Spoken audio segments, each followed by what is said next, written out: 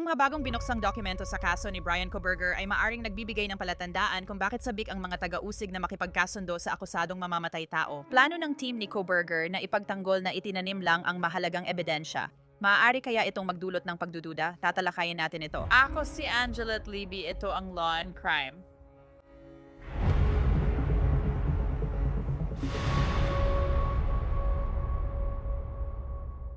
Bahagi na ng buhay ang pagiging online, pero nakakagulat makita ang dami ng personal na information mo sa internet.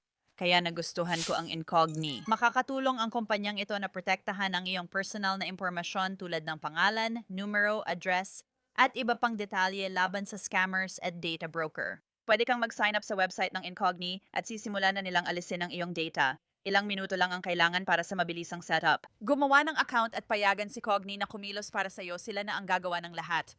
Sa bagong unlimited plans custom removals ng kumpanya, pwede kang mag-sumite ng custom na link na may data mo at aalisin ito ng privacy expert para sa iyo. Kung mahalaga ang online na kaligtasan mo, bawiin ang data gamit ang Incogni. Gamitin ang code na CrimeFix para sa 60% diskwento sa taunang plano. Habang nalalapit ang paglilitis ni Brian Koberger, lumitaw ang ilang pahiwatig tungkol sa direksyon ng kanyang depensa. Sa totoo, wala silang ibang option kundi atakihin ang ebidensya ng Estado. Ipinagbawal ni Hukom Hitler kay Koberger na akusahan ang mga kaibigan ng biktima bago magsimula ang pagpili ng hurado. Kaya wala siyang ibang pagpipilian at alibay na tatanggapin ng hukom.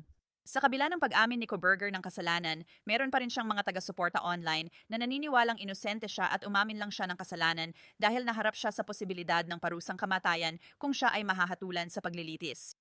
Ayon sa bagong dokumento, tiyak na ipapahayag ni Brian Koberger na may itinanim na ebidensya, lalo na ang K-bar knife sheath na natagpuan ng pulisya sa tabi ng binti ni Maddie Mogan.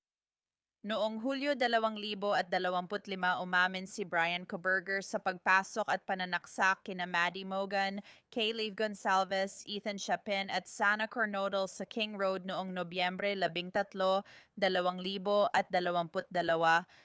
Nakakatakot ang mga pagpatay. Karamihan sa mga estudyante ay pinagsasaksak habang natutulog maliban kay Sana. Ayon sa bagong ulat, maaring nagising sina Kaylee at Ethan habang inaatake. Napakasama ng mga pag-atake sa mga estudyante. Batay sa autopsy, si Kaylee ay nagtamo ng 24 na sugat sa mukha at sinaksak sa dibdib. Bahagyang lumagpas sa legal na limitation ang blood alcohol concentration niya 0.107. Ayon sa taga-usig, hindi na lumaban si Maddie dahil sa tindi ng kalasingan niya. Ang blood alcohol concentration niya ay 0.282. Nagtamo siya ng 13 saksak sa mukha, anit, leeg at sugat sa baga at atay. Nasabi ko na sa'yo dati yan, lumaban si Sana para sa kanyang buhay. Batay sa autopsy, nagtamo siya ng 23 saksak sa mukha, leeg, anit, at 25 sugat sa braso at kamay. Ibig sabihin may sugat siya sa mga braso, pati sa puso at jugular vein. Ang blood alcohol concentration niya ay 0.220 at may amphetamine din siya. May amphetamine din sa katawan si Ethan, nobyo ni Zana at blood alcohol level niya ay 0.22,200. Nagtamo rin siya ng saksak sa ulo, anit, dibdib at mga binti. Si Ethan ay nagtamo rin ng nakamamatay na sugat sa jugular vein.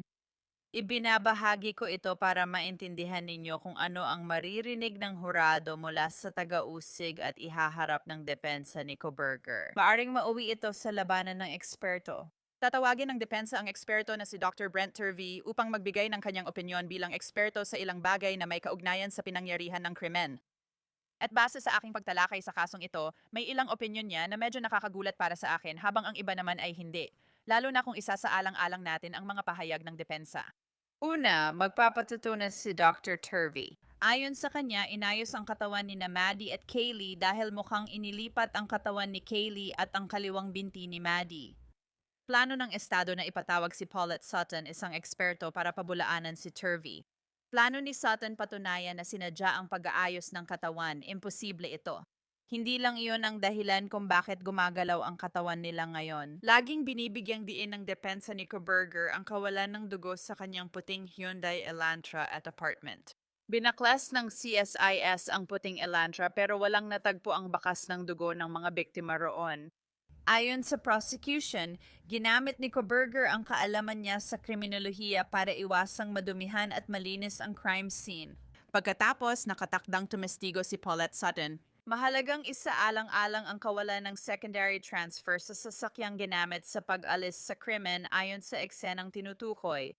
Dapat tandaan na limitado ang secondary transfer sa eksena na maaaring may ugnay sa iba pa bukod kina Mogan, Gonsalves, Cronadal, or Chapin. Madaling alisin ng salarin ang protection sa damit o sapatos or magtakip ng malinis sa marumi bago pumasok sa sasakyan o bahay. Pwedeng linisin or punasan ng sobrang dugo bago kontakin ang mga pangalawang ibabaw. Nakakatakot pag-usapan pero may dugo mula kay Kaylee pati kay Maddie at Ethan na nakita sa paligid ng bahay. Makikita sa larawan ang handrail mula ikatlong palapag, kung saan ang mga kwarto ni na Kaylee at Maddie patungo sa ikalawang palapag. Ayon sa ulat, may bakas ng dugo sa handrail at tumugma ito sa DNA ni Maddie. May mga bakas ng dugo sa hagdan at pader, tinawag itong stain K at stain J sa ulat. Sa sala, kalahating pader sa taas ng hagdan papuntang harap na pinto. Ayon sa ulat, may transfer stain ng dugo ni Ethan Chapin. Wala ring ebidensya na lumabas si Ethan sa kwarto ni Sana matapos siyang saksakin. Sa ulat, may mga mantsa ng dugo sa kalahating pader malapit sa beer pong table. Si Kaylee ang pangunahing DNA contributor at si Maddie ang menor. Ayon sa ulat, nangyayari ang cast-off kapag tumalsik ang dugo mula sa gumagalaw na madugong bagay. Plano ng mga abogado ni Koberger na ipatawag si Dr. Turvey para magpatotoo rito. Di posible na isang tao lang ang makagawa ng mga pagpatay sa loob ng 12 minuto ayon kay Dr. Turvey. Dalawang salarin ang malamang na gumawa ng mga pagpatay na ito ayon kay Dr. Turvey. Hindi makatuwiran isipin na mananatili lang si Ethan sa kama habang inaatake si Sana sa harap niya.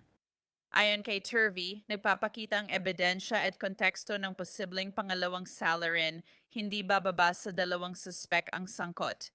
Ganito ay ipinapakita ng katotohanang maraming sandata ang ginamit laban kay Kaylee at maraming uri ng nakamamatay na puwersa ang ginamit laban kay Kaylee. Mukhang sabay na inatake sina Ethan at Sana. Ayon kay Paulette Sutton, hindi tugma sa teorya ng Estado na iisang tao lang ang gumawa ng mga krimeng ito. May ebidensya na sina Ethan Chapin at Xana Coronado ay magkalapit nung nagsimula ang pag-atake. Patunay nito ang pagkakatuklas ng dugo at DNA ni Coronado sa ilalim ng mga kuko ni Ethan Chapin at ng dugo at DNA ni Chapin sa ilalim ng mga kuko ni Xana Coronado. Maring mapigilan ng isang salarin ang dalawang tao na magkalapit sa isa't isa, lalo na kung ang salarin ay may armas. Maaring gumamit ang salarin ng higit sa isang sandata at iba't ibang uri ng nakamamatay na puwersa. Ngayon, tungkol sa lagayan ng kutsilyo, ang pangunahing ebidensya na nag-ugnay kay Brian Koberger dahil sa kanyang DNA sa leather strap sa pinangyarihan ng krimen. Ang lagayan ng kutsilyo ay natagpuan sa ilalim ng binti ni Maddie Mogan at ng kanyang kumot. Si Dr. Turvey ay magpapatoto para sa depensa na ito ay itinanim lang. Ipinahayag ni Turvey na ang lagayan ng kutsilyo ay itinanghal o itinanim dahil sa mga sumusunod na dahilan. Ang pag-stage ng crime scene ay pagtatangkang iligaw ang investigation sa pamamagitan ng pagbabago o pagtatanim ng ebidensya sa crime scene. Natagpuan ng autoridad ang lagayan ng K-bar na kutsilyo sa crime scene. Ang ebidensya ng pag-stage kaugnay ng item na ito ng ebidensya ay ang mga sumusunod. Ang lagayan ng kutsilyo ay natagpuan sa delikadong posisyon, bahagyang nasa ilalim ng katawan ni Madison Mogan at natatakpan ng kumot sa gitna ng katawan niya. Sabi ng mga suspek, hindi aksidente ang pagkahulog dito. Handa na ang estado na ipatestigo si Paulette Sutton. Maaaring naipit ang kutsilyo sa ilalim ng katawan ni Madison Mogan nang igalaw niya ang kaliwang binti palabas ng kama. Pag minadali niyang igalaw ang kaliwang binti, di na niya maiisip igalaw ang kumot. Sa ganitong kaso, naiipit ang lagayan ng kutsilyo sa pagitan ng kumot at kama. Kaya dapat talagang pag-aralan ang ideya ng paglalagay ng kutsilyo sa crime scene na sana ipapaliwanag ni Dr. Brent Turvey kung nagkaroon ng paglilitis. Gusto kong ipakilala si Dr. Laura Petler. Isa siyang criminologist at talagang pinag-aralan niya ang mga gawa ni Brent Turvey. Dr. Petler, sobrang excited ako na makasama ka dito. Salamat sa pagpunta mo. Ano ang iyong opinion tungkol sa unang punto na binanggit ni Dr. Turvey? Alam mo, ang pagtatangkang mag-setup ay para iligaw ang investigation ng mga autoridad. Mukhang hindi inaakusahan ni Dr. Turvey ang mga pulis sa pag-setup ng eksena o paglalagay ng sheath, pero baka iniisip niyang ibang tao ang gumawa nito. Hi Angelet, maraming salamat sa pag-imbita sa akin ngayon. Masaya akong narito. Oo, nabasa ko na ang mga gawa ni Brent Turvey sa loob ng mga taon. At naintindihan ko ang mga definition niya ng staging at nauunawaan ko ang mga batayan na nakapaloob sa mga dokumento. Um, Sang-ayon ako na ang staging ay sadyang pagmamanipula ng ebidensya o anumang ebidensya na ginagamit para iligaw ang investigasyon sa pagkamatay o autoridad. At naiintindihan ko rin na hindi niya sinusubukang akusahan ang mga pulis, kundi posibleng may inaakusahan siyang ibang tao na naglagay ng sheath na iyon. And para sa akin, ang una kong naisip na interesante ay para magkaroon ng elemento ng pagpipik. Karaniwan, may relasyon ang biktima at ang gumawa ng krimen. Isa sa mahalagang ituro ay hindi pa napatutunayan ang relasyon ni Ginoong Kohlberger sa mga biktima sa kasong ito.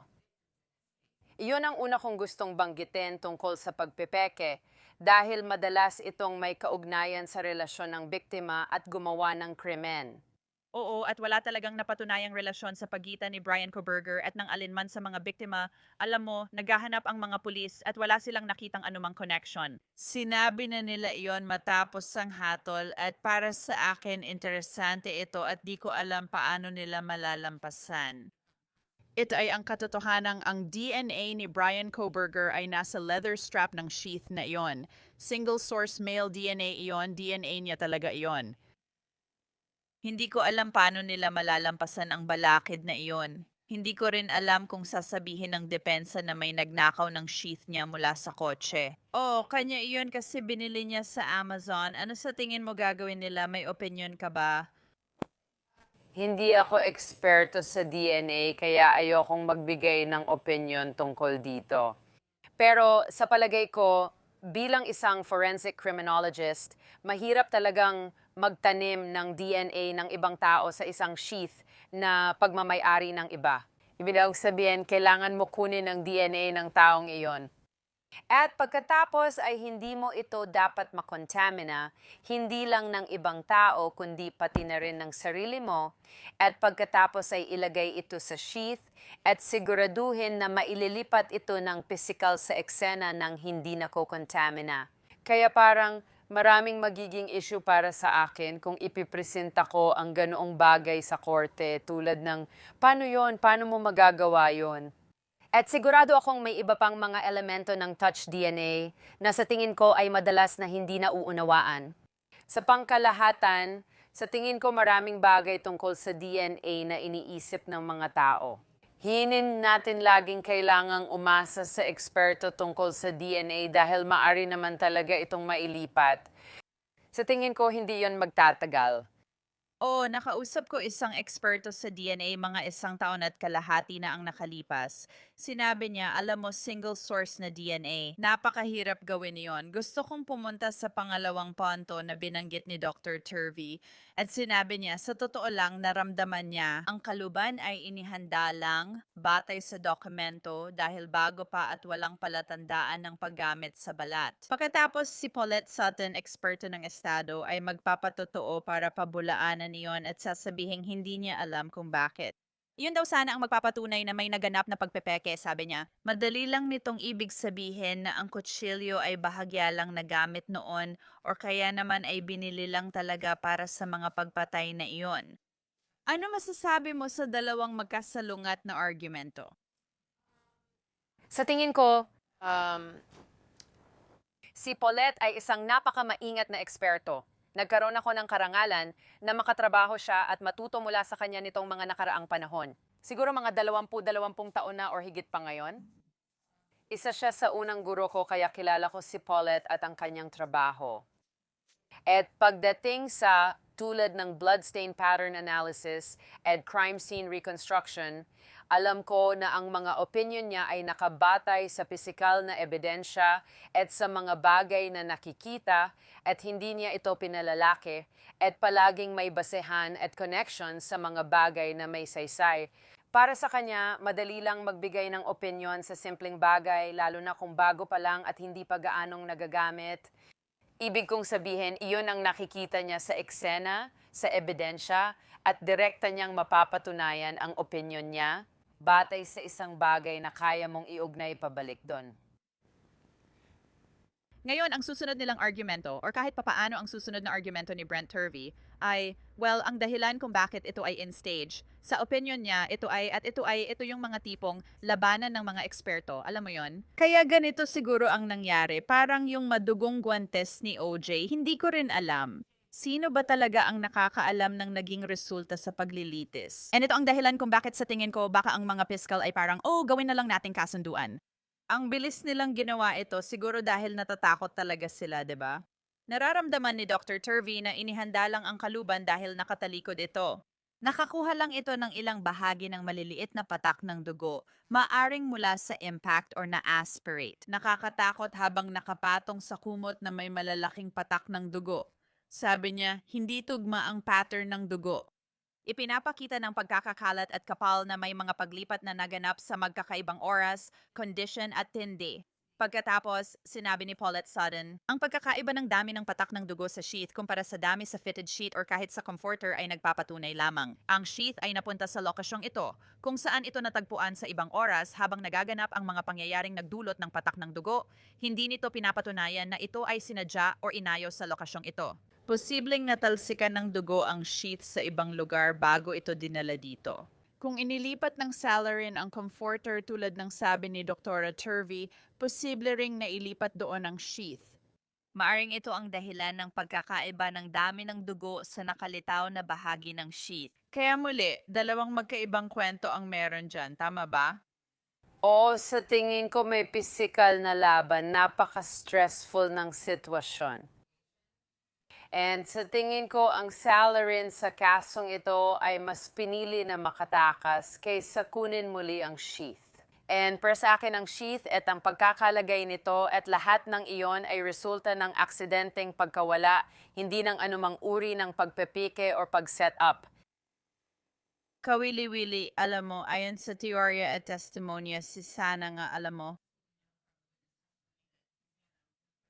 isa sa mga biktima ay nakarinig, tumakbo paakyat ng hagdan at posibleng nakagambala kaya naiwan ang sheath. Maring malaki rin ang bahagi nito sa pangyayari. Ayon sa lahat ng ebidensya, may palatandaan na umakyat siya ng hagdan at pagkatapos ay bumaba rin at magkakaroon din ng testimonya ng saksi tungkol dito ngayon. Ikaapat na dahilan ni Dr. Turvey na itinanim ang sheath ay dahil ayon sa kanya, ito ay inilagay mismo sa lugar. Walang dugo mula sa kamay o daliri ng suspect. Ibig sabihin, ginawa ito matapos ang pag-atake or slash posing, pati na rin pagkatapos hugasan ng suspect ang kamay pagkatapos maglinis. Ayon kay Paulette Sutton, hindi. Walang bakas ng dugo sa kaluban ng kutsilyo, ngunit hindi nito pinatutunayan na ang paglalagay ng kaluban ay inarte lang. Maaaring napunta ito doon kahit hindi hinawakan ng gumawa o matapos maghugas ng kamay o mag-alis ng guantes.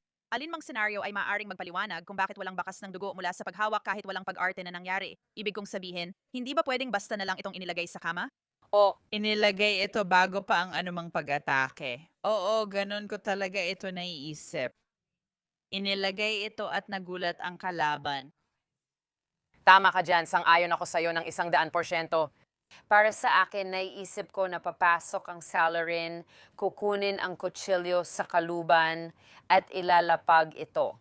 Minsan, alam mo yon, sa kahit anong lugar, hindi ko kabisado ang eksena kaya hindi ko masabi ng eksakto. Pero pagkatapos ay di na hinawakan kasi may pisikal na paglalaban na ulit. Mataas ang stress dito. May isang tao na may kutsilyo at dalawa ang nagtatangkang mabuhay. Kaya iba-iba ang mga papel mo, alam mo talagang magkakaiba sa eksena. May dalawang tao na gustong mabuhay at isa na gustong pumatay, kaya magkaiba talaga sila. At alam mo, hindi ko iniisip na ang focus ay nasa kaluban, nasa ng kaluban, nasa ng kaluban, nasa ng kaluban. Hindi ko iniisip na naging bahagi iyon ng pag-iisip. Dahil madalas, ang mga gumagawa ng krimen ay napupunta sa tinatawag kong cognitive overload, kung saan parang natatabunan sila ng mga nangyayari sa paligid. At alam mo,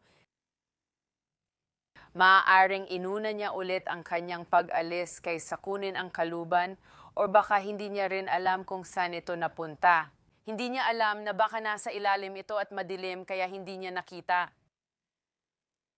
Pakiramdam ko mula simula, habang tinitingnan ko ang crime scene at iniisip kung ano ang nangyari, ay umakyat ang gumawa ng krimen sa ikatlong palapag.